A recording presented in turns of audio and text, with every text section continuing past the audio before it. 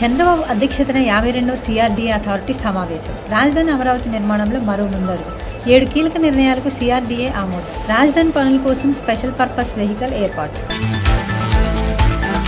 చంద్రబాబు వెన్నుపోటుదారుడు కాదు, పార్టీని కాపాడిన ప్రొటెక్టర్ అన్న వర్లరామయ్య. అసలైన వెన్నుపోటు రాజకీయాలు మొదలైంది వైఎస్ కుటుంబం నుంచని విమర్శలు. తండ్రి, తల్లి, చెల్లి, బాబాయికి వెన్నుపోటు పొడిచిన వ్యక్తి జగన్ రెడ్డి అని ఆరోపణ.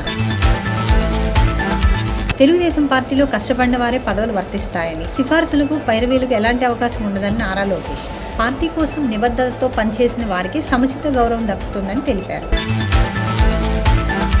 రైతులకు తెలంగాణ ప్రభుత్వం శుభవార్త. రాష్ట్రానికి 9,000 టన్నుల యూరియా సరఫరా అయిందని వెల్లడి. మరో 5,000 టన్నులు వస్తుందని, వారం రోజుల్లో 27,470 టన్నుల యూరియా వస్తుందన్న అధికారులు. గోల్డ్ స్మగ్లింగ్ కేసులో చిక్కుకున్న కన్నడ నటి రన్యారావు 102 కోట్ల రూపాయల పైగా జరిమానా విధిస్తూ DRI నోటీసులు. జైల్లోనే నటికి నోటీసులు అందజేసిన అధికారులు. 4 నిందితులపై మొత్తం 270 కోట్ల పెనాల్టీ. జరిమానా చెల్లించకపోతే ఆస్తులు జప్తీ అని హెచ్చరిక. అసెంబ్లీకి హాజరు కావాలంటూ జగన్ కు చంద్రబాబు విసిరిన సవాల్ ఒక ఏడుపులా ఉందన్న సజ్జల రామకృష్ణ. చంద్రబాబుకు నిజంగా దమ్ము ధైర్యం ఉంటే ముందుగా జగన్ కు ప్రతిపక్ష హోదా కల్పించాలని సవాల్. ప్రతిపక్ష హోదా ఇవ్వడానికి ప్రభుత్వం ఎందుకు భయపడుతోందని ప్రశ్నించారు.